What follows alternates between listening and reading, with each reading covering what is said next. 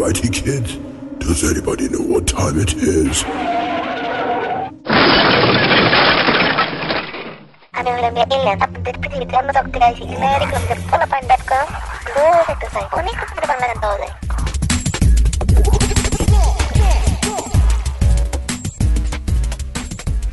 Hello পোলাপাইন, এবার পূজার শুভেচ্ছা নিয়ে আমরা এসেছি আমাদের 12তম পর্বে।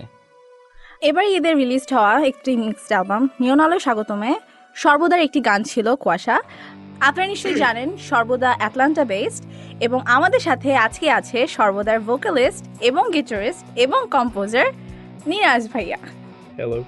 এবং আমাদের সাথে যেহেতু একজন আর্টিস্ট আছেন, সেটাকে অফসেট করতে আমাদের সাথে জনৈক পোলাপাইন ভাই সাহেব আছেন, ঢাকা 2005। হ্যালো। সাধারণত আমরা গায়ক গায়িকাদের সাথে আড্ডা দিই, কিন্তু এবার যেহেতু আমাদের সাথে এক পোলাপাইন আছে, তো আমরা এই পোলাপাইনের সাথে নিনাসের আড্ডা দেওয়ার সুযোগ দিচ্ছি। ওকে ওকে, ফার্স্ট অফ অল অ্যাকচুয়ালি আমি শুরু করব ফার্স্ট আস্কিং এ কোয়েশ্চেন আর কি, যে আপনাদের ব্যান্ডের নাম সর্বদা কেন? সত্যি বলতে কি আমাদের ব্যান্ডের নামের অনেক আইডিয়াস ছিল। অশ্লীল ছিল, হচ্ছে বিদ্যুতের একটা আইডিয়া, তারপরে আরও কিছু ছিল, কিন্তু ওর সাথে কথা বলতে বলতে উই ডিসাইডেড অন সর্বদা। আচ্ছা, তো কুয়াশা এটাই তো আপনাদের মেইন সংটা না? জি। ওকে, এটা তো নিয়ন আলো স্বাগতম অ্যালবামে রিলিজ হয়েছে না? জি। আচ্ছা, তো আমি জানি আপনার অ্যাটলান্টা বেসড, তো এর সাথে আপনারা কীভাবে জড়িত হলেন? অ্যাকচুয়ালি শিরোনামহীনের যে ফোরাম, ওটার আমরা খবর পেয়েছিলাম বেশ কিছুদিন আগে, এবং সেখানে এই নিয়ন আলো স্বাগতমের যে কনসেপ্টটা, প্রজেক্টটা, ওটার খবর পেয়ে তো বিদ্যুৎ আমাকে বললো যে কি কিছু করতে চাস কিনা। তো ভাবলাম যে হ্যাঁ, একটা চান্স পেলে তো নিশ্চয়ই করা যায়। So we submitted a song কুয়াশা, ওইখানে ফোরামে দিলাম, তাদেরকে ডেমো পাঠালাম, তারা বললো যে হ্যাঁ শিওর, এটাকে ঠিকমতো রেকর্ড করে যদি মাস্টার পাঠানো যায় তাহলে হয়তো কনসিডার্ড হবে।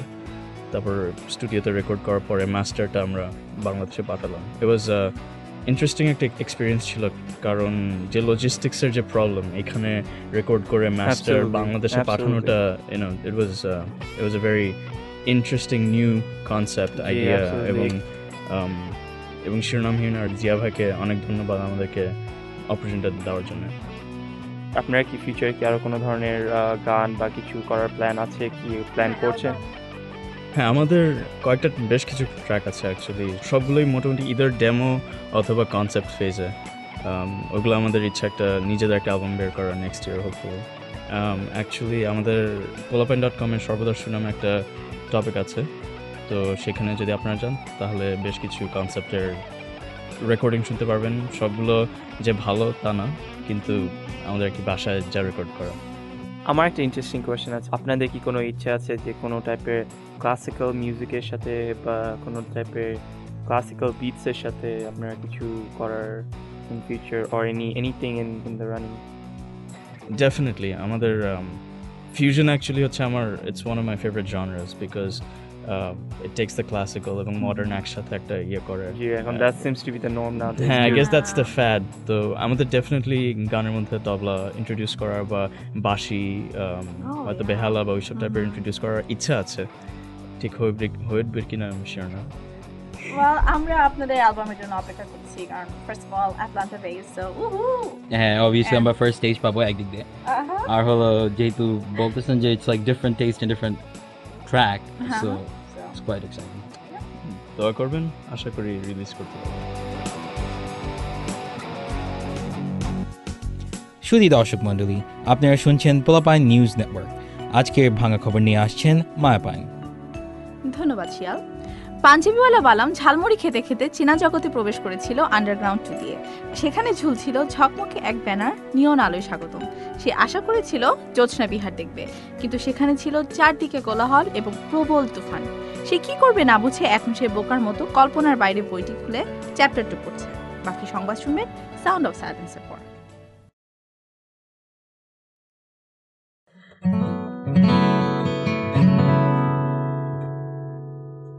জীবনের কথা ভেবে আজ যে ডানা বুঝে বসে আছিস নিজেরই ছোট্ট এক জগতে, গল্পের বই পড়ে তৃতীয় চক্ষু দিয়ে আর কত ঘুরবি স্বপ্নের দেশে।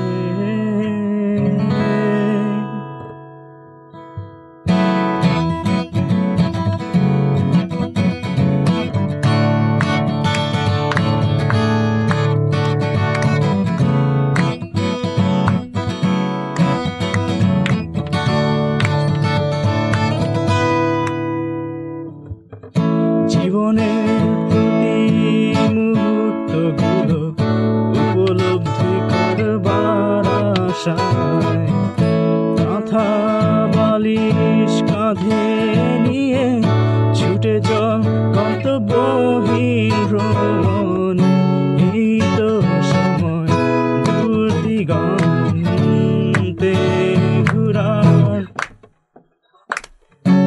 এই তো সময় নীল প্রান্তে হারিয়ে যাবার,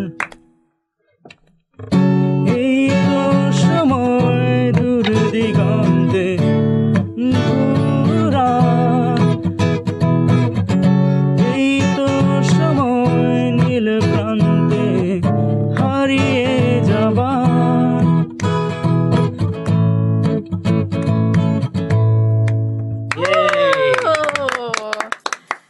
That was এই তো সময় from সর্বদা. Thank you so much Niaz ভাইয়া for the first time আমাদের স্টুডিওতে live performance. Thank you, thank you, thank you. It's a pleasure's all mine. তো এই মাস যেহেতু নভেম্বর হলো আমাদের ডি রকস্টার মান্থ। আমরা গত বছর এই মাসে শুভ ভাইয়ের সাথে কথা বলেছি। Oh yeah. তো এবার আমরা বলবো আমাদের বাঙালি পাওয়ার হাউস পাওয়ার সার্জ, যে আমাদের ডি রকস্টার অফ 2007, কিন্তু আমরা আসলে পুরো ব্যান্ডটা পাইনি। সো আমরা এখন কথা বলবো শুধু নাহিয়ানের সাথে।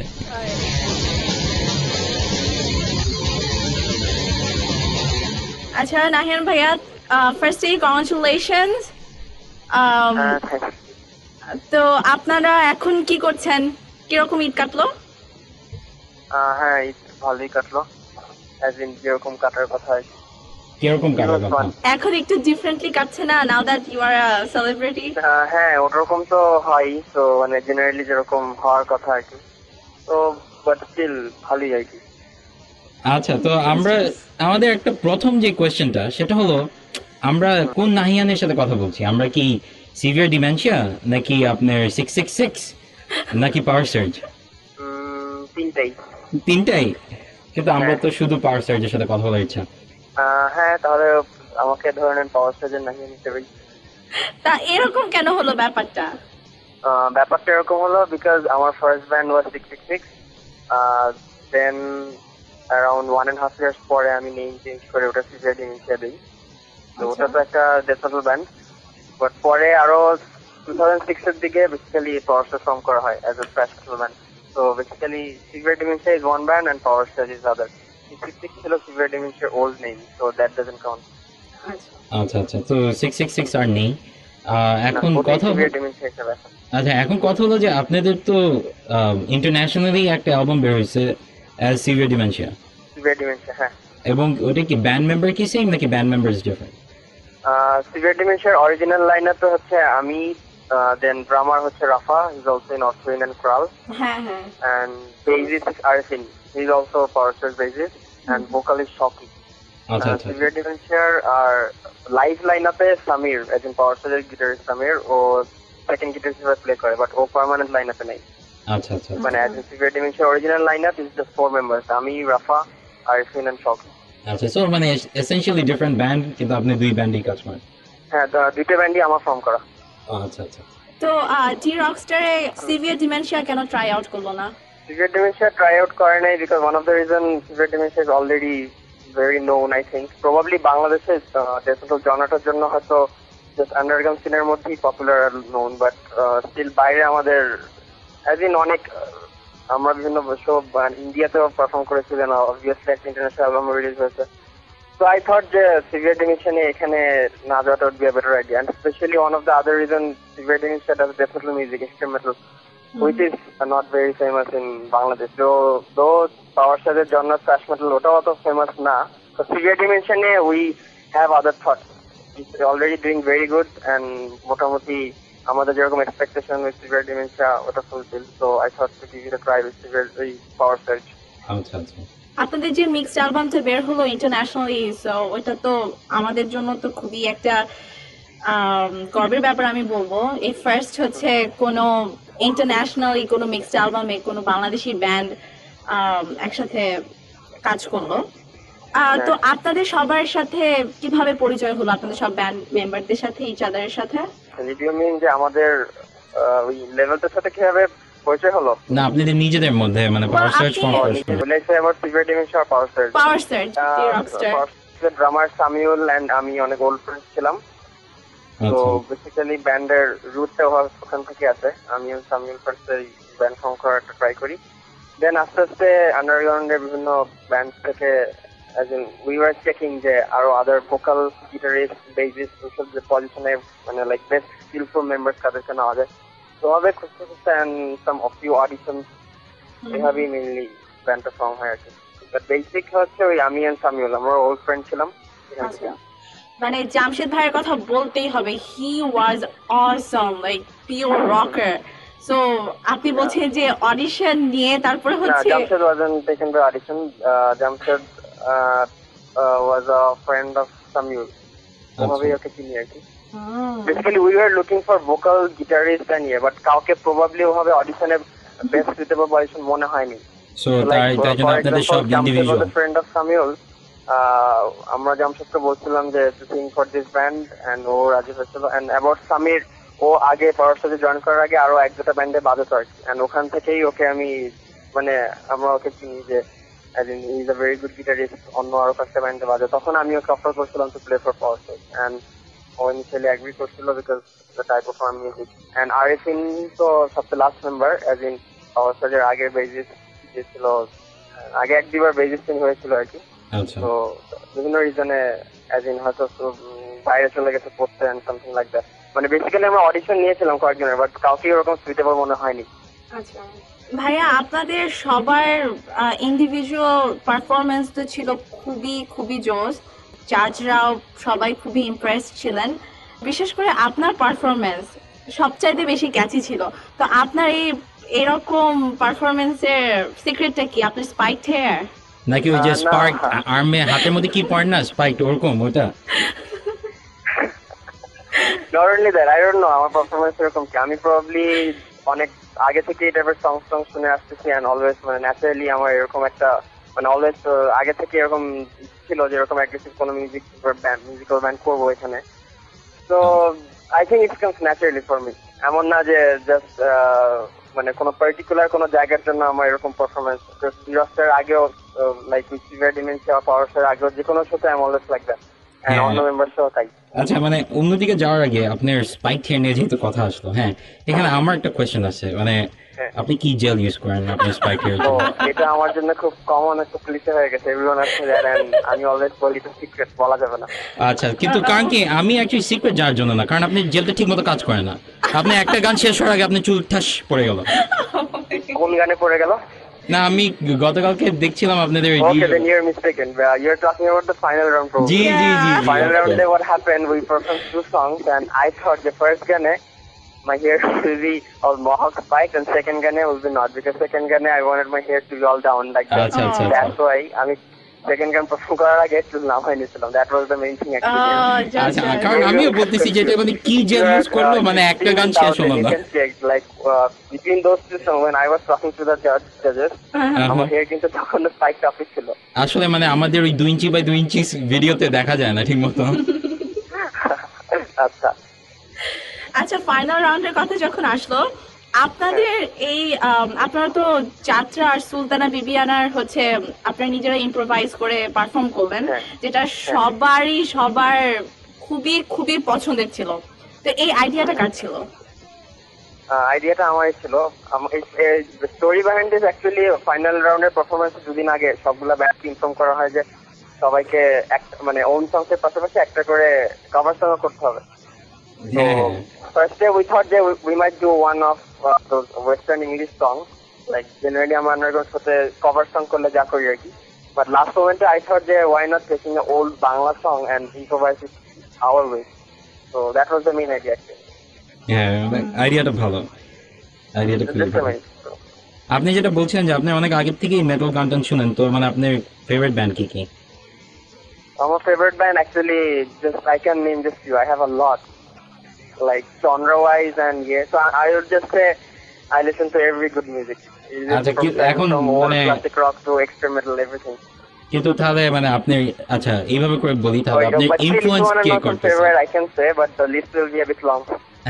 কিন্তু মানে আপনি ইনফ্লুয়েন্স করছে কারা? As in Power Surge. G G. Power Surge, since Rashford also basically influenced, let's say, old Metallica, old Sepultura, Creator, then Lamb of God, আচ্ছা আচ্ছা। these bands basically.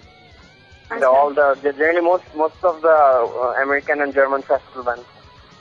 আচ্ছা আচ্ছা আচ্ছা। আর বাংলাদেশে কাদের গান এখন যারা রিসেন্টলি যারা কাজ করছে, এখন তো বাংলাদেশে অনেক রক ব্যান্ড আছে, অনেকে মেটাল করছে, তো এখন আপনার কোন ব্যান্ডের গান ভালো লাগে কিংবা আপনি গান শোনেন, কাজ শোনেন? বেসিক্যালি বাংলাদেশি ব্যান্ড যেগুলো আছে সবার শুরু মানে শোনা হয় আর কি। সাপোজ আগের ওল্ড ব্যান্ডের মধ্যে are you talking about the metal bands only? Any band? হ্যাঁ, বাংলাদেশের Any band, ব্যান্ডের কথা বলছি, বাংলাদেশের ব্যান্ড। বাংলাদেশের ব্যান্ড দেন লাইক একদম ফার্স্ট থেকে স্টার্ট করলে like rockstar, then old Warfaze, Miles, অসিন, Souls, then and newer bands এর মধ্যে সাপোজ 2000 থেকে যেসব band like Artcell, Black, Cryptic Fate and so on, আর কিছু ব্যান্ড। তো বেসিক্যালি মোর অর লেস সবার গানই শোনা হয়। আচ্ছা, মানে I don't want to মানে মেনশন। আপনি কি পলিটিক্যালি অ্যানসার করতেছেন সবাই সবকিছু? একজন জাজের স্টাইলে is very good, that's right. আচ্ছা, আপনি কি খুবই পলিটিক্যালি অ্যানসার করতেছেন কারণ Safe আপনি side এ মানে থাকছেন। সেফ সাইডে থাকতেছেন সব দিক দিয়ে? না, বেসিক্যালি আমি এখন একজন দুজনের নাম খেয়ে বলবো, কারণ বললাম সাপোজ না, একটা favorite বলে একটা কথা আছে না? ওয়েস্টার্ন আর বাংলাদেশ যেটাই হোক, কারণ I have a lots of favourites and lots of choices. একটা দুটো just I can name it, আচ্ছা আই ক্যান আচ্ছা। Just like pick one. ভাইয়া আপনার কিচুরের শিক্ষা কার কাছ থেকে? Mainly, first I went to Lincoln Universal to get some basic lessons, and thereপর থেকে আমি self start. আচ্ছা, আপনাদের লিরিসিস্ট কে? লিরিক্স আমি লিখি বলছি। ও রিয়েলি? মিথ্যার আগ্রাসন কি আপনার লেখা? হ্যাঁ, আমার লেখা। আচ্ছা আচ্ছা। ভাইয়া এটা কবে আমরা কোনো অ্যালবামে শুনবো, মিথ্যার আগ্রাসন? মিস্টার আগ্রেশন এন্ড অলসো জিরাফের যে অন্য গানগুলো ছিল ওগুলো সব আমাদের ফুল লেন্থে থাকবে। ফুল লেন্থের অ্যালবামের কাজ আমরা অলরেডি স্টার্ট করছি। সো আমরা এক্সপেক্টিং যে within the next 3 to 4 months release করতে পারবো full length. Very good very good. হ্যাঁ, এন্ড ফুল লেন্থের আগে প্রবাবলি আমরা কোনো মিক্স অ্যালবামে কোনো গান রিলিজ করতেছি না, জাস্ট বিকজ মানে আমরা চাচ্ছি যে একসাথে 10-11টা গান ফুল লেন্থই ফার্স্ট আসুক।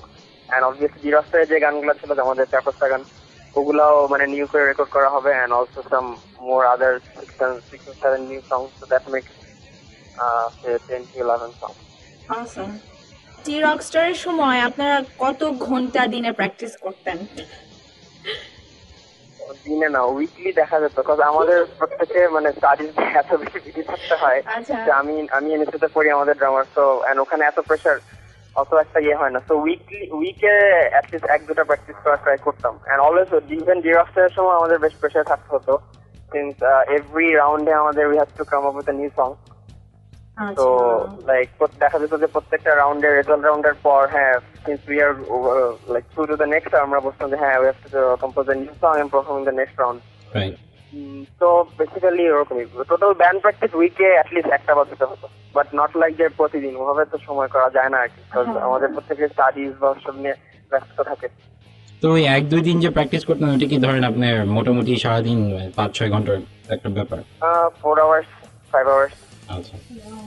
ইভেন পাওয়ার স্টাজে জয়েন করার আগেই সবাই কোনো না কোনো ব্যান্ডে ছিল, তো সবারই কম বেশি এক্সপিরিয়েন্স আছে যে লাইক অল্প সময় কিছু ক্যাচ করা আর অল্প সময়ের মধ্যে কোনো প্রেশারের মধ্যে কোনো কাজ কমপ্লিট করা, নট লাইক যে আওয়ার্স আফটার আওয়ার্স প্র্যাকটিস করতে হবে। তো সবাই কম বেশি এক্সপিরিয়েন্স ছিল, যেটা বললাম আর কি।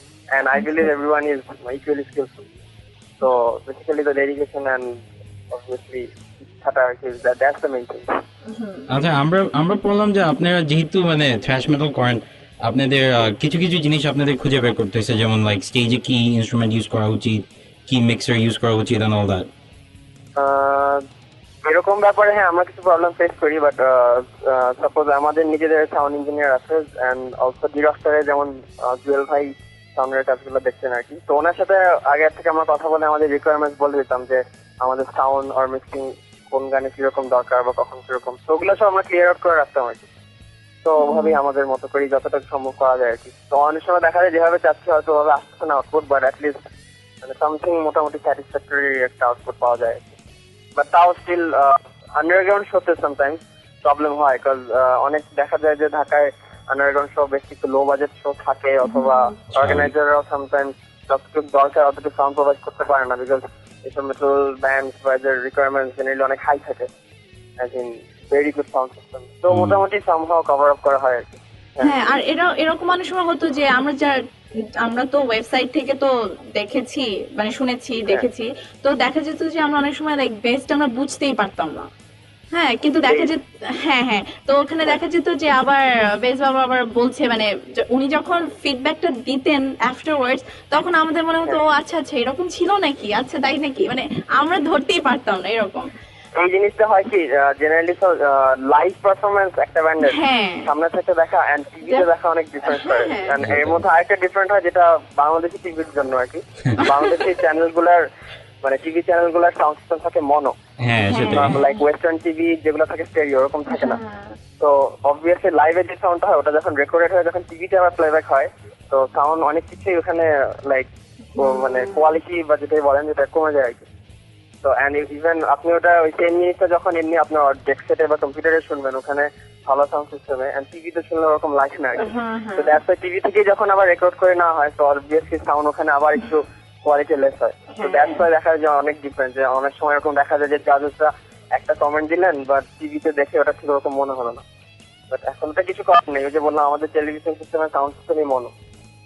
তো এটা তো মনে হয় না আপনার যে এটা তো তাহলে যে এসএমএস এটা তো এফেক্ট করার? হ্যাঁ, একটু তো ওরকম করেই, এজন্য ওই ব্যাপারেই মানে এখন কম্প্রোমাইজ করার কিছু নাই, কারণ অনেক সময় লিসেনাররাও কনফিউজ হয়ে যায় টিভিতে পারফরমেন্স দেখে, কারণ এফডিসিতে শুটিং এর সময় যারা ওখানে প্রেজেন্ট ছিল তারা যখন টিভিতে পরে দেখেন, পরে আমাকে অনেকে হয়তো ফিডব্যাক জানালো যে না লাইভে যেরকম দেখলাম টিভিতে অনেক কম মনে হলো জিনিসটা বা এরকম। বাট এখন কিছু করার নাই, এখন সবাই সেভাবে বুঝে নেয় আর কি।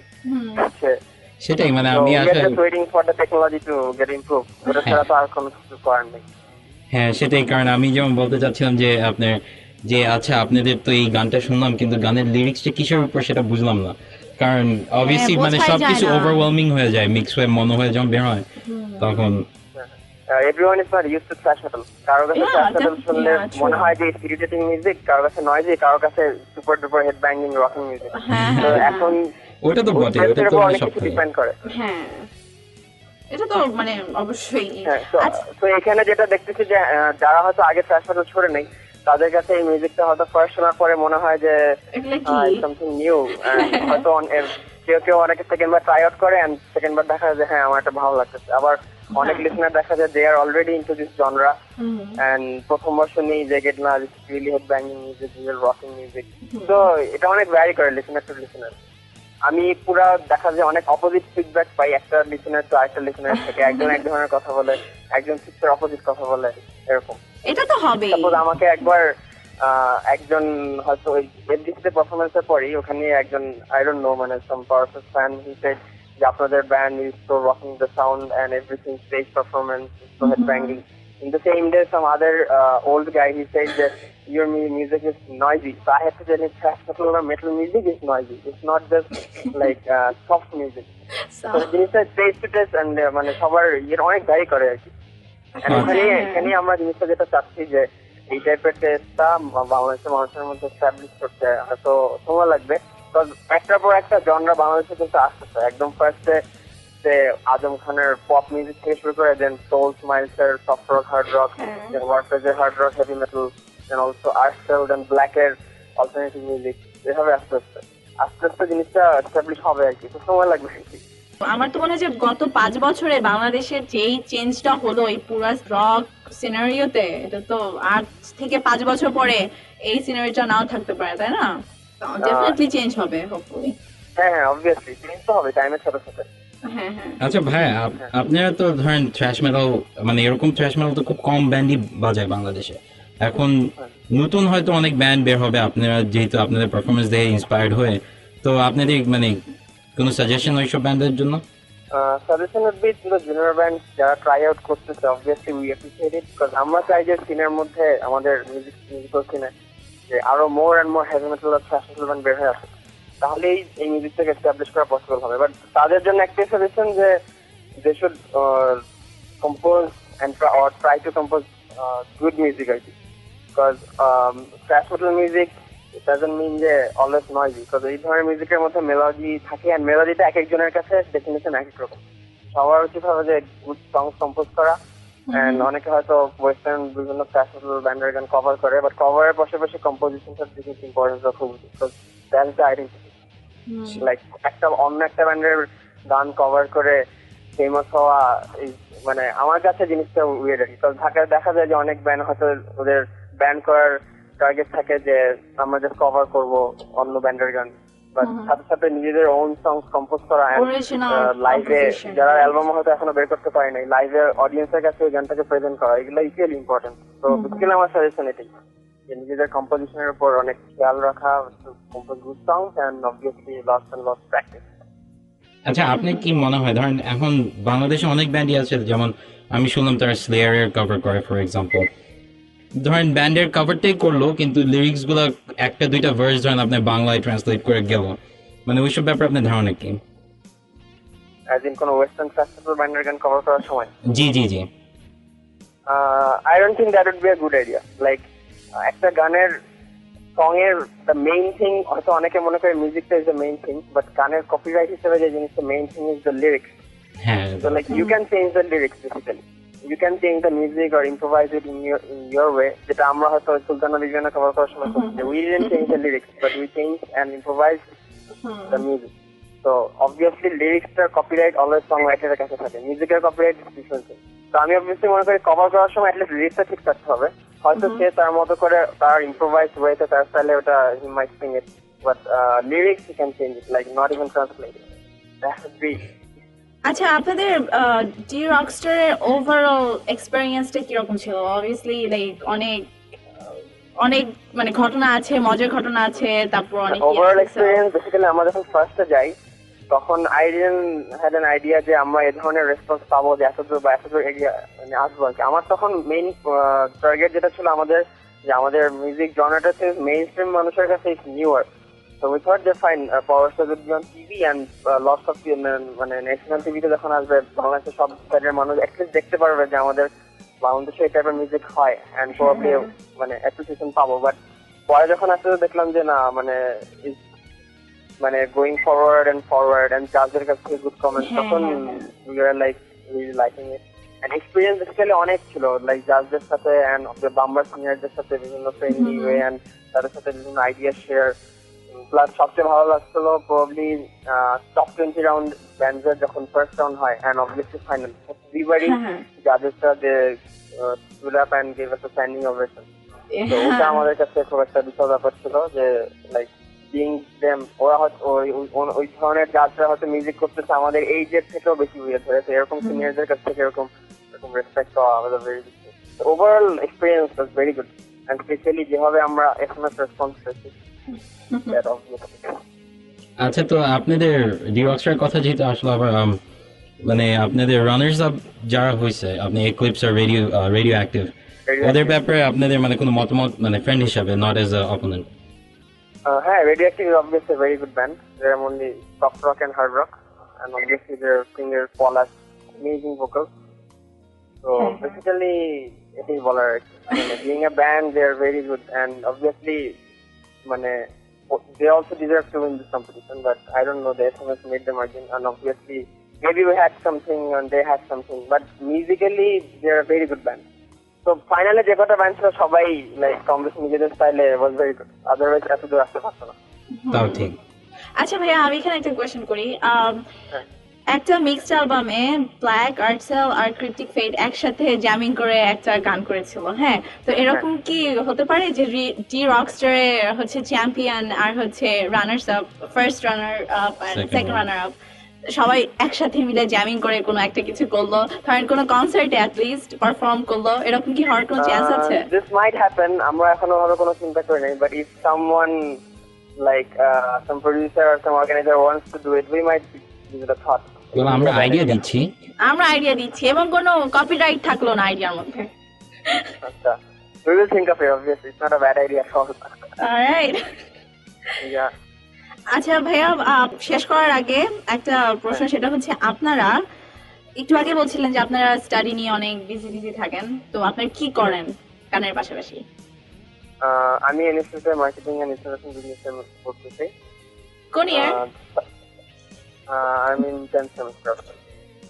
Which is like third year? Fourth year, last year.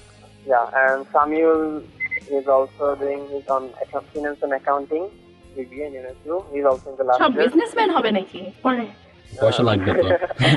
Everyone is in this door, but I don't know. And Arifin and Arifin A-levels complete করলো মাত্র. Samir is doing his A-levels and Jamshed Bhuya Institute networking এ পড়তেছে.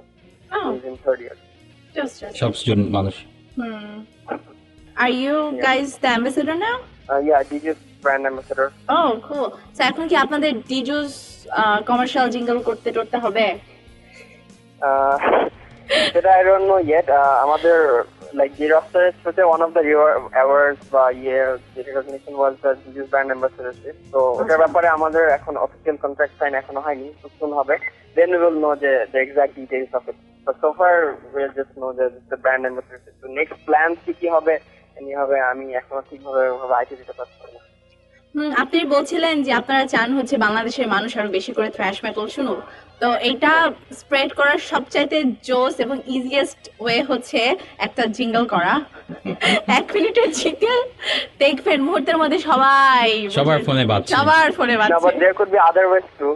So wait, I would say wait before the album is like album release পর্যন্ত at least like that will do the trick. I tell you. Not only the advertiser marketing and promotion card in the jingle is the only way. That's the business trick, but that's like the easiest and shortest way.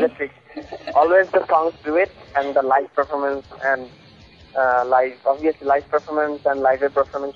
Because আমাদের পড়াশোনার one of the best thing that আমি বলবো, performance, like musically skillful musician তো সবাই, এটা হয়তো অনেক band নিয়ে থাকে, but what makes the difference, or I would say পড়াশোনার one of the powerful point is like প্রত্যেকটা মেম্বার যে stage act and stage performance. Everyone is so energetic while performing and presenting their expression as it has the tank or jumping and running to the stages. Or spiked hair. I would say is eye-catching, and ওটাই আমাদের one of the tricks, because কনসার্টে মানুষ তো গান শুনতে আসে and obviously দেখতে আসে, তো যদি শুনতে আসতো তাহলে তো they can just listen to it বাসায় রেডিওতে or কম্পিউটারে or ডেস্কটপে। তো obviously যখন ওরা জিনিসটাকে এনজয় করতে আসে, আমরা ওভাবেই ডেলিভার করি with the music, and obviously music-এর সাথে সাথে the powerful expression, the stage action. I think that দুটো equally important. Because একটা ব্যান্ড যদি no one would expect যে একটা ব্যান্ড just স্পিকার রোবটের মতো দাঁড়ায় পারফর্ম করবে, they want some action obviously. হ্যাঁ অবশ্যই। বাংলাদেশের নিউয়ার ব্যান্ড যারা আছে সবাই জিনিসটা মাথা রাখা উচিত। হ্যাঁ, আর ভাইয়া আমরা থ্যাঙ্কস জানাতে চাই পোলাপাইন.com এর পক্ষ থেকে যে আপনারা ফাইনালের সময় আমাদের thanks জানিয়েছেন, so thank you for that. I mentioned your name, polafine.com. Yes, thank you very much. আর আমরা জানি আপনি আসেন আমাদের ফোরামে, so please আসবেন। Sure. Okay, ভাইয়া. Yeah, nice to meet you obviously, and thanks for the interview from Power Search. Thank you for giving us the time. So take care no okay. and rock on. Bye. Yes, yeah. Okay.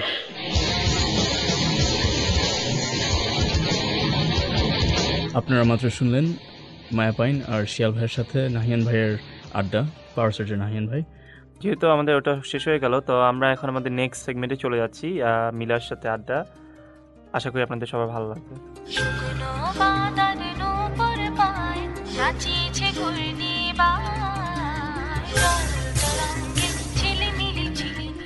Firstly, Milapu, welcome to our Polapain podcast. Thank you. আমরা আপনার album শুনলাম chapter 2, তো কিরকম সাড়া পেলেন? মানে আমি আমার কি বলবো, আম হ্যাপি আর কি, মোট কথা আমি স্যাটিসফাইড আমার অ্যালবাম নিয়ে।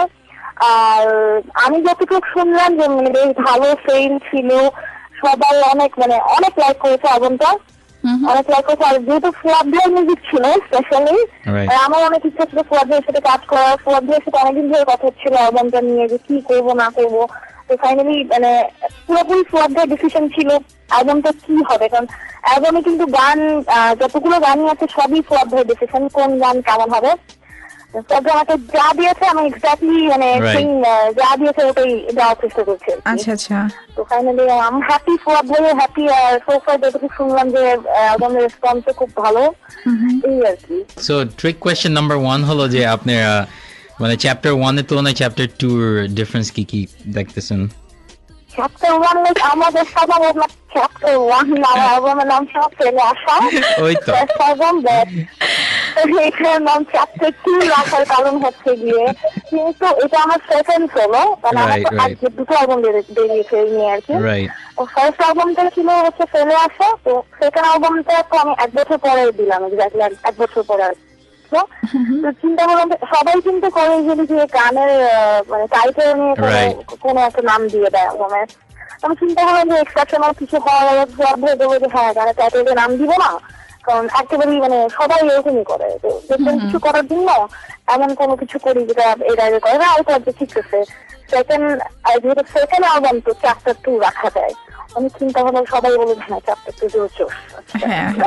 তো আপনি এমনি মানে রেকর্ডিং এক্সপেরিয়েন্স তারপর মানে গানের সবকিছু নিয়ে ফেলে আসা আর চ্যাপ্টার 2 এর মধ্যে ডিফারেন্স কি কি ছিল? ফেলে আসা চ্যাপ্টার 2 এর মধ্যে ডিফারেন্স বলবো যে ফেলে আসা আমার ফার্স্ট অ্যালবাম ছিল। ফেলে আসাটা অনেক মানে কি বলবো, ফার্স্ট অ্যালবাম হিসেবে আমি যতটুকু এক্সপেকটেশন ছিল আমার যে মানুষ কিভাবে নেবে, আমি একেবারেই তখন নিউ ছিলাম, কিছু বুঝতাম না যে কি ধরনের অডিয়েন্স বা কিরকম মানে শ্রোতা আমাদের গান পছন্দ করে বাংলাদেশে, মানে আমি কনফিউজ ছিলাম। তারপর আমি ফেলে আসা যে সমস্ত গানগুলো পছন্দের গান ছিল, আমি যেটাতে গান লাইক করি, ওই অ্যালবামটা একেবারে আমি চিন্তা করি না ম্যাথ লেভেল বা খুব কামার্শিয়ালি আমি চিন্তা করি অ্যালবামটা রিলিজ দিয়ে। আমার মনে হচ্ছে আমার এইটাতে গান ভালো না, ওইটাতে গান করি। তো ওইটা ছিল টোটালি একদম মানে আমার মনের মতো করে গাওয়া। আমি ভাবছিলাম যে আমার মনের মতো করে গাওয়া মানুষের পছন্দ নাও হতে পারে, আমি দেখলাম যে না, অনেক জায়গায় অ্যালবামটা মানে বেশ সবাই অনেক পছন্দ করলো। ফার্স্ট অ্যালবাম 4 জন মিউজিশিয়ান করেছিল, ফুয়াদ ইবনে রাব্বি, বালাম ভাই, তারপর বাপ্পা মজুমদার আর পঙ্কজ, এই 4 জন মিলে করা আমার first album. I would say that you are very lucky. আপনি প্রথমে এসে এত বড় বড় কম্পোজারদের সাথে কাজ করেছেন, সেকেন্ড অ্যালবামেও আপনি মানে হিট। সো এক্সপেরিয়েন্সটা কিরকম? এক্সপেরিয়েন্স লাইক আমার যদি একদম আমি মানে শুরু থেকে বলি, এভাবে গান গাওয়া মানে একদম সিঙ্গার হয়ে যাওয়া, এটা অনেক মানে কেমন কেমন জানি ছিল স্টোরিটা। আমি আমার আব্বু আর্মিতে আছে, তো ফ্যামিলি থেকে কোনো চিন্তা করে না যে আমি কোনোদিনের সিঙ্গার হবো, তাও আবার কমার্শিয়ালি। আমার কাছে গান দেখলে সবাই পছন্দ করতো, আমার মা গান গাইতেন, ওখান থেকেই আসা। আম্মুর কাছে আমার ক্লাসিক্যাল শেখা, ওস্তাদ ছিল, ওস্তাদের কাছে ক্লাসিক্যাল শিখতাম। কিন্তু বাসা থেকে মানে এটা চিন্তা করে না যে আমি বাইরে গিয়ে ওপেনলি স্টেজের মধ্যে কনসার্ট করবো, এই হেনতন এইসব করবো। তো আমাকে অ্যালাউ করতো না বাসা থেকে। তো আমি যখন আমার এক্সাম শেষ হলো, শেষ এক্সাম, তখন চিন্তা করলাম যে না আমার মানে there is something missing, আমার মনে হচ্ছে যে কিছু একটা আমার মধ্যে মানে আটকে আছে, আমি করতে পারছি না। তখন ফাইন্ড আউট করলাম যে না মিউজিক। তাহলে আব্বুকে বললাম যে আব্বু আমি গান পারি, তুমি আমাকে টাকা দিবে, আমি তো অ্যালবাম বাড়িতে মুখে উপরে না টাকা আমি তোমাকে দিব না, টাকা পাওয়া তো প্রশ্ন এখানে অ্যালবামের জন্য, কারণ তুমি পড়ালেখা করবে আর গান বাজনা ওটা ইউনিভার্সিটি পাস করার পরে দেন দেখা যাবে, এর আগে নো গান বাজনা। আমি ছিলাম অনেক জিদি, তো আমি চিন্তা করলাম যে না আমাকে তো গান গাইতেই হবে, তো আপু তো টাকা দিবে না, তুমি জিদি করে আমি হলিউডের শো করতাম। তো আমি করলাম কি, আমি স্ট্রেট একদম বাসা থেকে একদিন মানে ভেগে চলে গেলাম শো করার জন্য। আচ্ছা আচ্ছা, আমি মিউজিশিয়ান চিনতাম, মিউজিশিয়ান চেনার পর মিউজিশিয়ানরা আমাকে একদিন বলবো যে ঠিক আছে তোমাকে একটা শো দিব, তুমি করবা নাকি? আমি বলছি হ্যাঁ আমি করবো। আমি আর বাসায় বলি নাই যে আমি একটা শো করতে যাচ্ছি, যে আমি আমার ফ্রেন্ডের বার্থডে আপু আমি ঘুরে আসছি। তো আমি চলে গেলাম, যাওয়ার পরে দেন একটা শো করলাম। আমার শো ফার্স্ট মানে অনারাম ছিল 1200 টাকা। 1200 টাকা দিয়ে আমি একটা ব্যাংকে অ্যাকাউন্ট খুলি, এটা মানে 5 years ব্যাক। তাহলে তো ভালোই, 5 বছরে তো অনেক দূর আসছেন। 1200 টাকা দিয়ে অ্যাকাউন্ট খুলি, দেন 4 বছর ধরে আমি যে শোজ করতাম, স্টেজ শোজ করতাম, করে করে করে আস্তে আস্তে তো পেমেন্ট বাড়ার পর ওই টাকা থেকে আমার 4 বছরে 3.5 লাখ টাকা জমে আমার অ্যাকাউন্টে। এটা তারপরে বাসায় অনেক যুদ্ধ বিগ্রহ আমাদের গান বাজনা করতে দিবে না। তারপর এই যে টুকটাক শো করে আমি 3.5 লাখ টাকা মানে জমা করে দেন আমি চিন্তা করলাম এখন আমার টাকা জমছে, এখন আমাকে ভালো মানে একদম মিউজিক ওদেরকে দিয়ে আমার কাজ করতে হবে। তারপরে তো আস্তে আস্তে বন্ধু বান্ধবের চাচা যারা ছিল এভরিওয়ান মানে বাপ্পাদার সাথে পরিচয় হলো, এইভাবে আস্তে আস্তে আমি একটা অ্যালবাম বের করলাম। ফাইনালি অ্যালবাম রিলিজ হলো, অ্যালবাম আল্লাহর রহমতে হিট হলো। এখন আমার আব্বু অনেক প্রাউড। এইভাবে আসা আমার গানের লাইন আসলে। আসলে আপু মানে স্টোরিটা অনেক অনেক বেশি ইন্সপায়ারিং, কারণ এরকম অনেকেই আছে যে মেয়ে হিসাবে বিশেষ করে আমাদের বাঙালি সমাজে আমরা অনেক কিছু করতে পারি না। আমাদের যতই মানে ট্যালেন্ট থাকুক না কেন, যত ইচ্ছাই থাকুক না কেন, ওই যে বাবা মা হ্যাঁ এগুলো কিছু করতে পারবো না, ফার্স্টে পড়াশোনার দোহাই না, তোমাকে পড়াশোনা করতে হবে, এটা করতে হবে, সেটা করতে হবে, তারপরে 2 নাম্বার যখন একটু বড় হয়ে যায়, পড়াশোনা প্রায় শেষের পথে, তখন না তখন বিয়ে, তোমার শাদী, ঝামেলা। আর আমারটা ছিল একটু অন্যরকমের, কারণ আমার কিন্তু সবই ছিল, এমন না যেন খুব নিডি ফ্যামিলি থেকে আসছে। আমার কাছে টাকা পয়সা সবই ছিল, কিন্তু আমি থাকা সত্ত্বেও পাচ্ছিলাম না। আমার থাকা সত্ত্বেও আমাকে কষ্ট করতে হয়েছে। এটা আমার জন্য আরো বেশি পেইনফুল ছিল। তারপর আমাকে কষ্ট করে আর্ন করে এই যে মানে অ্যালবামটা রিলিজ করতে, এটা আমার জন্য অনেক বড় পাওয়া আমি বলবো। হ্যাঁ মানে এটা একটা স্যাটিসফ্যাকশনটা পুরো ডিফারেন্ট। হ্যাঁ তো আপু আপনার যেহেতু চ্যাপ্টার 2 তো এখন অলরেডি আউট, এরপর মানে চ্যাপ্টার 3 কাহিনী কবে বের হবে? কি কাজ শুরু করেছেন নাকি? আসলে আমি হচ্ছে গিয়ে আমি কিন্তু এত কমার্শিয়ালি আসলে চিন্তা করি না মিউজিকে, কাজ আমার মনে হয় আমি 1 বছরের আগে একটা অ্যালবাম রিলিজ দিব, কারণ আমি 1 বছর পর পরে রিলিজ দেবো। মানে 6 মাসের মধ্যে যদি একটা অ্যালবাম দেওয়া হয়, আমার কিন্তু এই অ্যালবামটা মানুষ ভুলে যাবে। তাই তো আমার এই অ্যালবামের গানগুলো মানুষের যাতে মানে পরিচিত হয়, তো এই জন্য এটলিস্ট 1 ইয়ার দরকার। মানে 1 বছর আগে কখনোই অ্যালবাম রিলিজ দেবো না, প্রত্যেকে হয়তো একটা অ্যালবাম রিলিজ হবে, কিন্তু এর বেশি অ্যালবাম আমি কখনোই দিব না। মানে ইয়ারে 2টা অ্যালবাম আমার কখনোই আসবে, হয়তো মিক্সে কাজ করবো, বাট মানে সোলো কখনোই বের হবে না ইয়ারে 2টা। আচ্ছা, আপনার এই অ্যালবামে মেঘের দোষ আর চাঁদের বুড়ি এই গান দুটো অনেকেরই ভালো লেগেছে, আবার অ্যাট দ্য সেম টাইম খুবই খুবই কমার্শিয়াল দুটো গান আছে, সেটা হচ্ছে যাত্রাবালা আর একটা হচ্ছে বাপুরাম সাপুরে। কিন্তু এই অ্যালবামে আপনার কোনো রক ধাঁচের কোনো গান নাই, so how do you see that? আমি যেটা বলবো যে ফার্স্ট অ্যালবামটা কিন্তু ছিল একেবারে পপ হিপ হপ সব ছিল, কিন্তু এই অ্যালবামটা আমি এমন ভাবে করার চেষ্টা করেছি যে সব রকমের গান যেটা থাকে, মানে কেউ যাতে এটা বলতে না পারে যে না আচ্ছা ঠিক আছে আমি আমার মনের মতো গান পেলাম না। এখানের মধ্যে নজরুল গীতি আছে, তারপর একটা ফিল্মের গান আছে, কিছু কিছু বলতে জানা যাবে, রিমিক্স আছে, তারপর 2টা ফোক আছে, 16 আনা মন, শ্রাবণ, চাঁদের বুড়ি আছে, হচ্ছে গিয়ে 16 আনা মন ফোক আছে, তারপর যে আপনার যেটা বললেন চ্যালেঞ্জ 2টা গান, একটা হচ্ছে যাত্রাবালা আর একটা হচ্ছে বাবুরাম সাপুরে।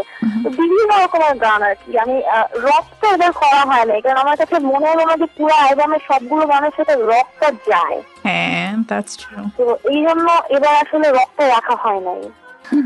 মেঘের দোষটাকে তো পুরো আধুনিক বলা যেতে পারে, মানে তোমার পপ বা মানে পপও না, এটা খুব একটা কি বলবো হিপ হপ টাইপেরও কিছু না, এটা একদমই মানে ক্লাসিক্যাল টাইপের আধুনিক গান। কিন্তু গানটার মধ্যে আপনার গায়কিটা ছিল অসাধারণ, ইউ ক্যান সিং, এই জিনিসটা মানে আপনি প্রমাণ করে দিয়েছেন মেঘের দোষ গানটা দিয়ে। Thank you so much. আসলে এই 2টা গান করা মানে শুকনো পাতার মতো যেটা মানে অরিজিনাল যেটা করলাম, অরিজিনাল যেটা করেছি আর কি, মানে পুরো গানটা কিন্তু আমি করছি, এটা করার পিছনে একটা কারণ ছিল। কারণ যে শুকনো পাতাটার কথা আপনারা বলছেন, যেটা আগের ভার্সন ছিল বন্যতে, আমাদের বাংলাদেশের যে অবস্থা, এই বন্য এই গানটা নিয়ে অনেক কথা হচ্ছে যে আমরা মানে নজরুল গীতি রিমেক করলাম, এইটা নিয়ে অনেক ধরনের কথা। তো এইটা প্রেস করে আছে, ওইটা কোনো কিছু ছিল না, ফাইন ঠিক আছে, ওই শুকনো পাতা নিয়ে কথা হলো, তখন আমি এই অ্যালবাম এবং শুকনো পাতা পুরোটাই দিয়ে দিই। হ্যাঁ কিন্তু আমি যেটা বলবো যে আমি শিখে আসছি। হ্যাঁ, এবং আমি যেটা বলবো যে শুকনো পাতার নুপুর পায়ে যে মানে ভার্সনটা ছিল, যে কমপ্লিট ভার্সন যেটা, ওইটা মানে আমার একটা অতি প্রিয় গান, মানে এত সুন্দরভাবে করছে, লাইক দ্য কম্পোজিশন এভরিথিং। বন্যতে আপনার যে শুকনো পাতার গানটা মানে ম্যাসিভ হিট, পুরো বাংলাদেশ তো বটে, আমরা যারা দেশের বাইরে থাকি সবাই মিলাকে চিনেছে বেসিক্যালি এখানে ওই গানটা দিয়ে, বন্যতে শুকনো পাতা গানটা দিয়ে।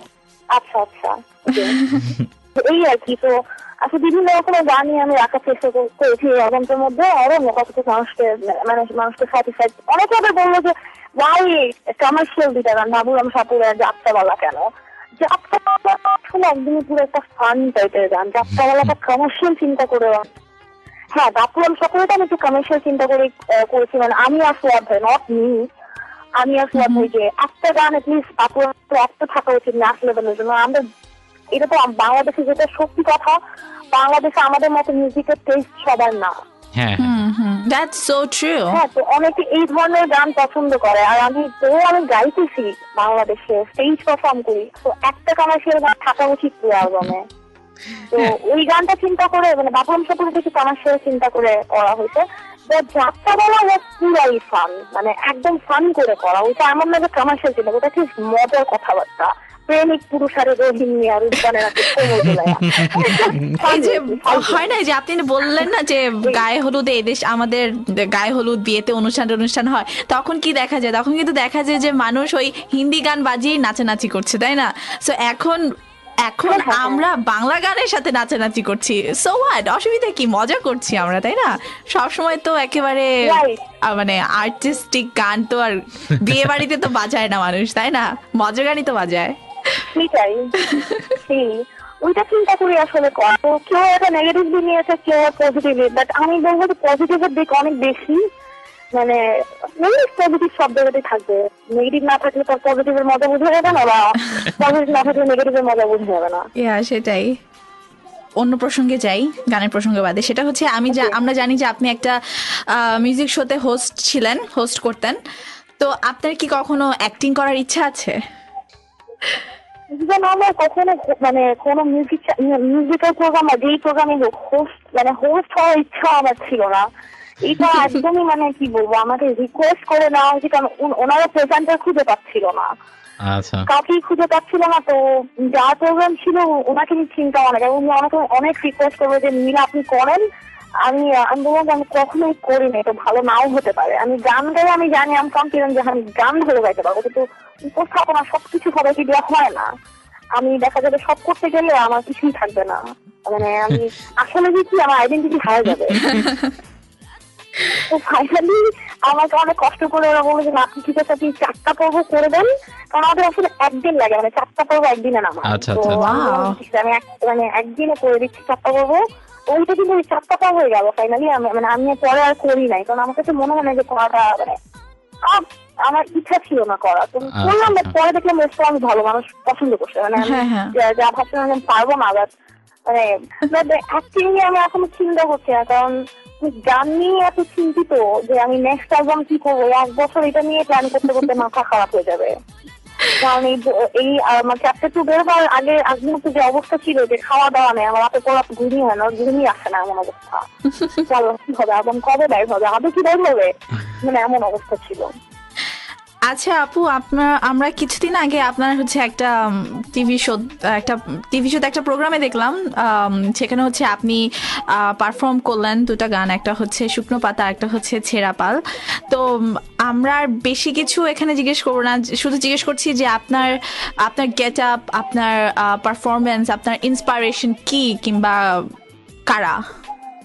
ইন্সপিরেশন গেট আপ থেকে দেখুন, আমি ছোটবেলা থেকে সবসময় মানে আমি কখনোই এমন ছিলাম যে খুব মেয়ে ছিলাম। আমি অলওয়েজ আমার আব্বুর মতো ছোটবেলা থেকে দেখা যাচ্ছে যে একদম পুরো আমার চুলকেও বেঁধে রাখতো, মানে একদম ছেলেই বানায় রাখতো বলতে গেলে। টমবয় টাইপের। তখন থেকে আমি একটু টমবয় টাইপের ছিলাম, এখন একটু টমবয় টাইপের। আমার মধ্যে একটু মেয়েলি এমনি তো কম, তো একটু টমবয় ছিলাম। এখন জানি না, এখন তো পপ গান গাই যেন ঢং করতে হয়, যেটা আমার নিজের অনেক ঢঙ্গই করতে, কি বলবো। এনিওয়েজ, তো মাঝে মাঝে কিছু ঢং করি। আর স্টেজ পারফরমেন্স যেটা আমার মনে হয় যে এখন আর দাঁড়ায় থেকে গান গাওয়ার মতো ওই যুগ নাই, ওই যুগ তো আর নাই। আমি গানও শুনবো না, কারণ আমি ইয়াং, এখন আমার গানও শুনতেছে ইয়াংরাই। না, এরপর হলো যে আপনার মানে আমার করতে হবে। হ্যাঁ, এরপর হলো যে মানে যেহেতু স্টেজ পারফরমেন্স, আপনি যদি দাঁড়ায় গান তাহলে তো আমরা সিডি প্লেয়ারে গান ছেড়ে শুনতে পারি। রাইট। ডেফিনেটলি। তো আমাকে দেখা যায় যে অনেক সময় মানে আমি আমার পারফর্ম করতে ভালো লাগে, আমার স্টেজ অনেক পছন্দ, অনেক পছন্দ আমার মানে রেকর্ডেড গানের থেকে আমার মনে হয় আমার লাইভ গাইতে অনেক ভালো লাগে। আচ্ছা তারপর অনেক সময় দেখা যায় যে অনেকে বলেছে যে আমি দেখেছি কমেন্ট গুলো যে যেগুলো ফোরামে আছে যে কেন লিপসিং করি লাইভ।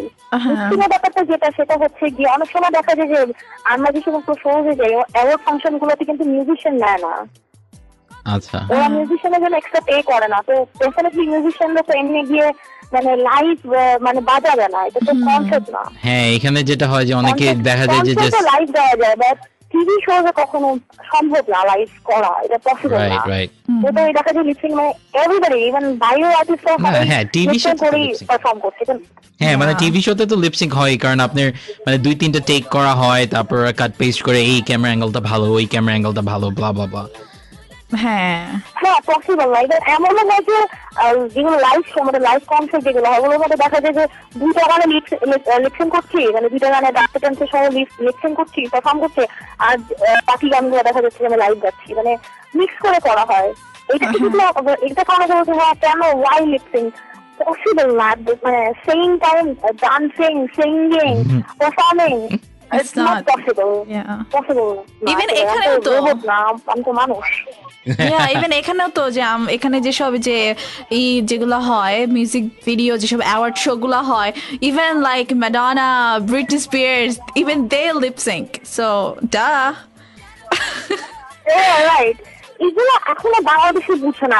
ইভেন এমন অনেক মফস্বল শহরের কিছু কনসার্ট হয় না, ওগুলো তো দেখছি যে মানে যখন আমরা সিডি ছেড়ে দেবো আপনার তো সিডি ছেড়ে দিচ্ছে, আপনার তো গান গাইতেছে না, সিডি ছেড়ে গাইতেছে, এরকম বলে ফেলে। হ্যাঁ কে বুঝাবে, তাহলে কে বুঝাবে? সেটাই।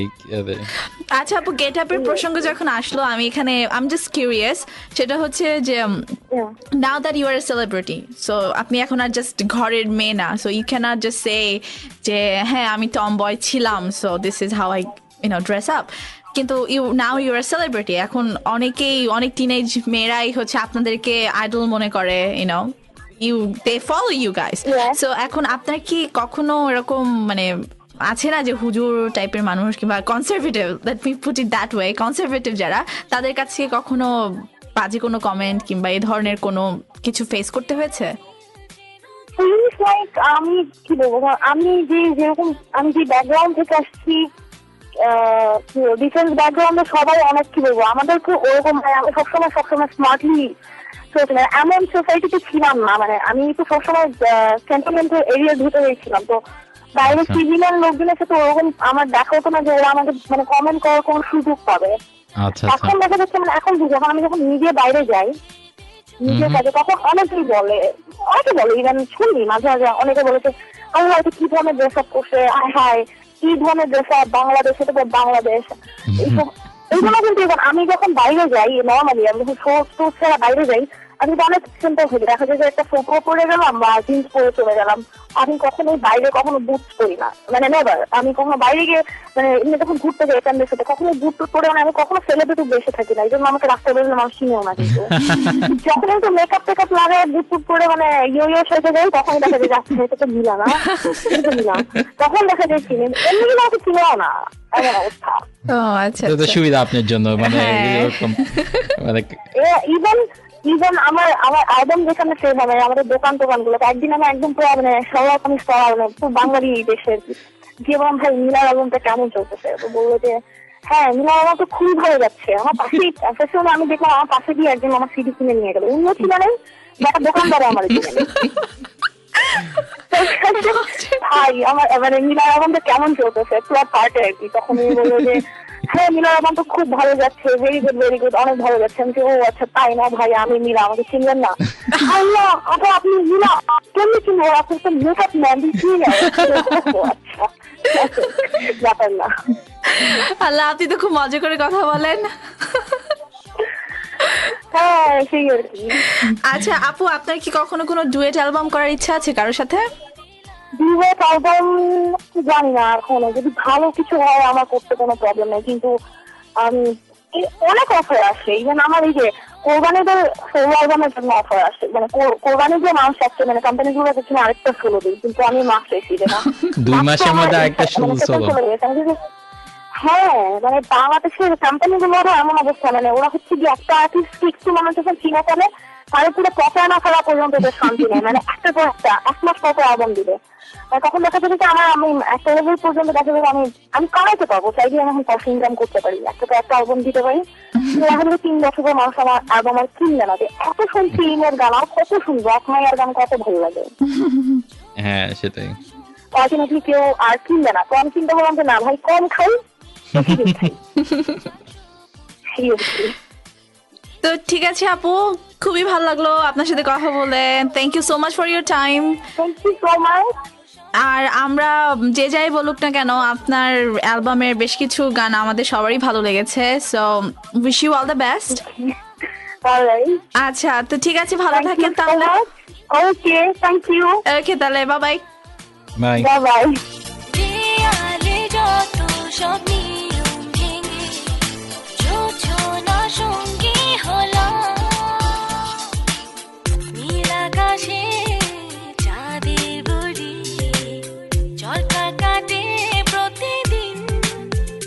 আসলে খুবই ইমপ্রেসিভ মিলা কিভাবে গান গাওয়া শুরু করলো, তাই না?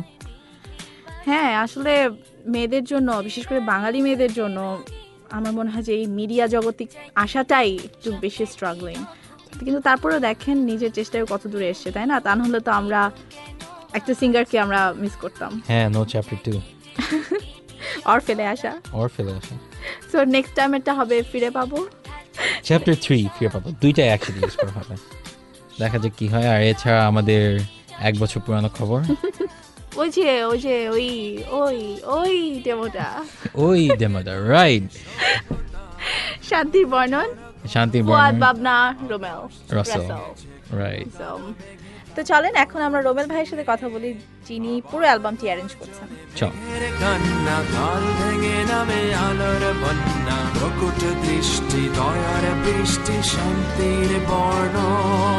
তো রোমেল ভাইয়া, আমরা তো সেই কবে থেকে শুনছি যে আপনাদের এরকম একটা অ্যালবামের কাজ হচ্ছে।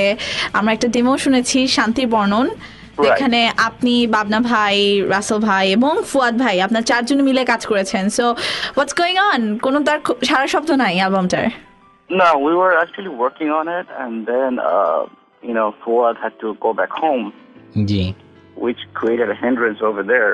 So therefore, actually, I decided to change the way the album was going, because I originally shot composition keyboard দিয়ে করেছিলাম, তো ভাবছিলাম যে সব keyboard দিয়ে হবে, but later on I changed my mind and I took a new direction that I want to do everything live. We're having fun playing it live, kind of thing. So something different. delay holo, and I think it worked out pretty well, because এখন যে গানগুলা they're sounding a lot more better than what they initially sounding. So I'm happy about that. And as far as everything, basically all the work, I'm basically doing it, and Babna is supporting me on that. এখন mixing, I'm the one who's doing the mixing and everything. But you understand, we have also work. I'm the regular cast to us. জি আপনারা তো সবাই ব্যস্ত, আর আমরা যতদূর জানি রাসেল ভাইও তো অন ট্যুরে থাকেন সব সময়। Right. Russell, it's very hard to find Russell. Babna থাকে Houston, আমি থাকি এখানে. So basically everything is getting done in my studio. So initially I've taken the project in my hand, and I'm just finishing it off myself. So a lot of the songs already got mixed and everything. I'm just at the last leg, so we were hoping December release করতে. That's our new target. Yeah, that is so joyous. আচ্ছা, অ্যালবামের নামটা কি ঠিক হয়েছে এখনো? অ্যালবামের নামটা honestly speaking, we haven't given that a thought yet, because problem is initially আমাদের এতগুলো গান করা হয়েছে, and another reason it took so long, because I was composing a lot of songs. আচ্ছা, and আমাদের already 2-3 অ্যালবামের সব গান হয়ে গেছে, let's put it that way, আচ্ছা। So then we have to cut down, right? We have so many songs we have recorded, and then we kind of narrowed it down to not that many songs. আচ্ছা, তো কয়টা track এখন থাকছে? এখন I've narrowed it down to 9 tracks. 9 কোন instrumental থাকবে? Instrumental, we are not doing the instrumental A album tate because A album we're trying to give you a more variety of songs. আচ্ছা আচ্ছা Okay. I'm sure Babna's shathe kotha hoyeche but in a variety of songs mean flavor of jazz, blues, rock, pop, Acha, Latin, acha. you name it. Wow. From hard rock to love songs, let's put it that way. So we're giving I'm trying to give a nice variety all the way across. আচ্ছা আচ্ছা তারপর আমাদের সবার তো ওর মধ্যে solo টোলো থাকবে, so I think that will kind of make the audience happy a little bit as far as giving our flavor into the music. Our instrumentals are concentrated করেনি এবারের জন্য because It's already live. yeah, everything is live anyway, so আচ্ছা that's how it is. Ruma ভাই, আমরা একটা রুমার শুনলাম যে অ্যালবামের নাম শান্তি বর্ণন হওয়ার চান্স আছে। That's one of the options, I won't lie to you, that's one of the options, but echono finalized হয়নি, but I think that's a very good option. So, আচ্ছা আচ্ছা unless it's written down, it's not finalized. সেটাই, মানে album না বের হওয়া পর্যন্ত মানে আপনি লাস্ট মুহূর্তে নামটাম চেঞ্জ করে ফেলতে পারেন। এইটাই আমার কথাটা, let me finish mixing the songs first so we can get it done by our deadline.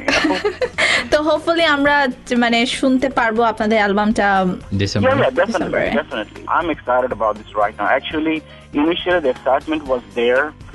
I'm sorry, to all of you and to all the audience that, it এতদিন সময় পার হয়ে গেছে, but life just took over, and in life so many things happens in life. That's why because of that, আমাদের অনেক hindrance হতে, and I'm to a point that okay, no matter what happens, we're getting it done right now. Thank you ভাইয়া, ভালো থাকেন and good luck, all the best. I appreciate it. Thank you very much. Okay then, bye bye. Bye bye. Bye. রূপা চাঁদের আট্ট আলিঙ্গনে তবুও উষ্ণতা নেই আলোকায় সারাটা হৃদয় উপত্যকাতে ভেসে আছে রূপা আলোর ঢেউয়ে তবুও উষ্ণতা নেই সন্ধ্যায় যখনই শুনেছি তোমারই পায়ের ধ্বনি উড়ে গেছি আমি চাঁদের কোলে এই কল্পনাতে মায়াবী চন্দ্রালোকে জোরে ঘুরে আসি ছায়া পথ ছুঁয়ে আসি কোন নিহারিকায় ওই বর্ণিল আলোতে তারা দে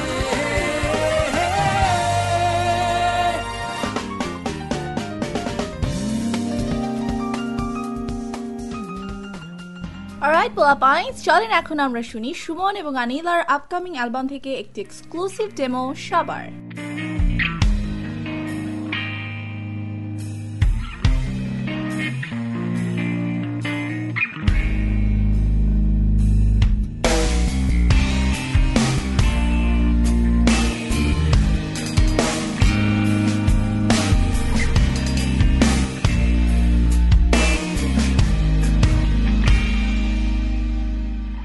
সবার জন্য ভাবছো তুমি তোমার মনের কোমলতায়, আমার জন্য ভাববে কবে তোমার ভাবনায় আমায় কাঁদায়।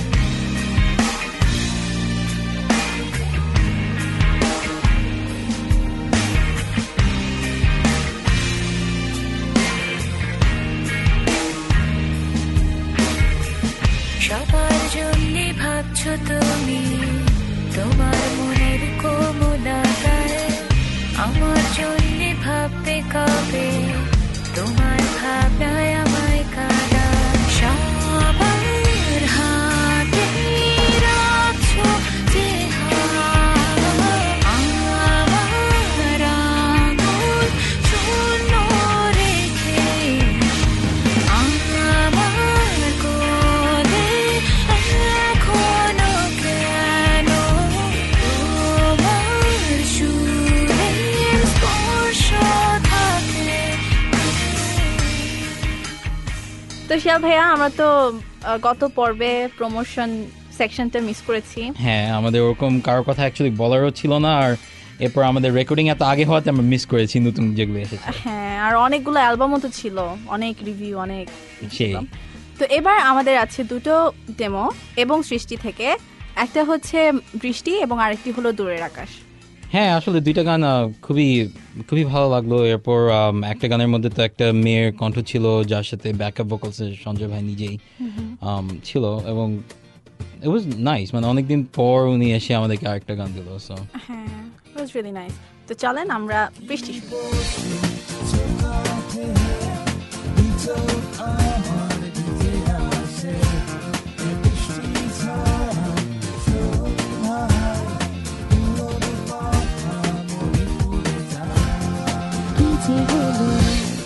বলো না হঠাৎ কেন ভালো লাগছে না, দূরে প্রবাসে পড়িয়াছি কতদিন প্রিয় মুখ দেখি না, বহুক্ষণ রিমঝিম বৃষ্টির গান শুনেছি, আনমনে যেন কখন স্মৃতির খাতা খুলে বসেছি।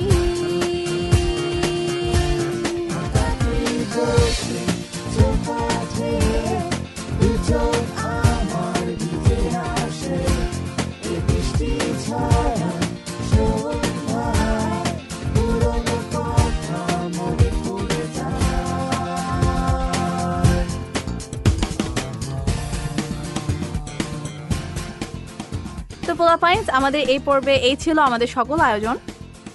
তো আমরা আবারও থ্যাঙ্কস জানাচ্ছি আমাদের ফর দ্য ফার্স্ট টাইম আমাদের স্টুডিওতে লাইভ পারফর্ম করার জন্য আমাদের গেস্ট আর্টিস্ট নিনাজ ভাইয়াকে এবং আমাদের ওয়ান অফ দ্য পোলাপাইন্স ঢাকা 2005-কে। আপনাদের মাঝে এসে খুবই ভালো লাগলো, অ্যান্ড তার উপর নিনাসের গান শুনে আরও মুগ্ধ হয়ে গেলাম। So hope to be here sometime soon. আর আমাদেরকে ইনভাইট করার জন্য অনেক অনেক ধন্যবাদ। কিন্তু ভাইয়া ধন্যবাদ দিলে তো হবে না, বাসি মুখে তো আমরা বিদায় নিতে পারি না, আমাদের তো একটু মিষ্টি মুখ করিয়ে তো বিদায় দিতে হবে। মানে হচ্ছে আপনার গিটারটা আমি দেখতে পাচ্ছি এখনো বক্স করা হয় নাই, এখন সে গিটার কাটছে একা একা, গিটার কাটছে এক্স্যাক্টলি, গিটার বসে আছে একা একা, গিটার কাটতে জানে, গিটার কাটতে জানে। আচ্ছা, এখন আমাদেরকে একটা গান পরিবেশন করতে হবে। আপনারা সবাই নিশ্চয়ই জানেন যে Arafat, Watson brothers Arafat recently অসুস্থতা থেকে উঠে এসেছে। সো যে গানটা পরিবেশন করবো এটা হচ্ছে তাদেরই, ওয়াটসন ব্রাদার্সের একটা গান, এবং ইটস ডেডিকেটেড টু আরাফাত।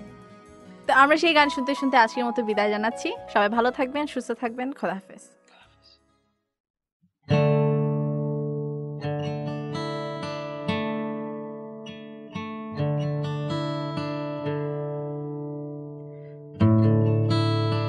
সুন্দর করে সাজিয়ে দাও আমার অন্তরে, ঢুকে যাও, চোখ বড়ই সাদা কালো, কেন বলো, কেন বলো, অপেক্ষায় সৃষ্টির মধু, বৃষ্টির রংধনু,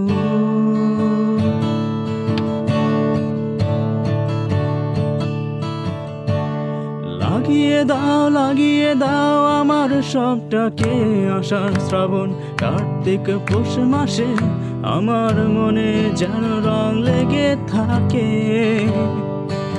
সারাটি ক্ষণ গ্রীষ্ম বর্ষা শরৎ হেমন্তকালে বন্ধুদের আড্ডার হাল চালে, গভীর প্রেমে অবসরে সৃষ্টিকর্তা বিশাল বাঁধা ঘরে, সুন্দর করে গেয়ে যাও আমার মনটারে, রাঙিয়ে দাও বিষাদ নিরাময় করে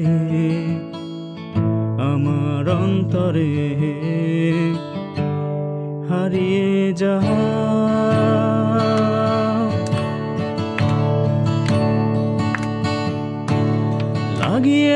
লাগিয়ে দাও আমার সবটাকে আষাঢ় শ্রাবণ কার্তিক পৌষ মাসে আমার মনে যেন রং লেগে থাকে। সারাটি ক্ষণ গ্রীষ্ম বর্ষা শরৎ হেমন্তকালে বন্ধুদের আড্ডার হাল চালে গভীর প্রেমের অবসরে সৃষ্টিকর্তার বিশাল বাধা ঘরে মাঝে আমারই ঠাই। এত রং ফেলে কোথায় যায়,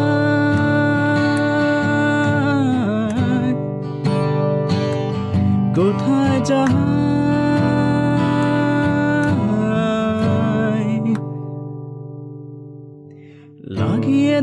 লাগিয়ে দাও আমার সবটাকে আষাঢ় শ্রাবণ কার্তিক পৌষ মাসে আমার মনে যেন রং লেগে থাকে।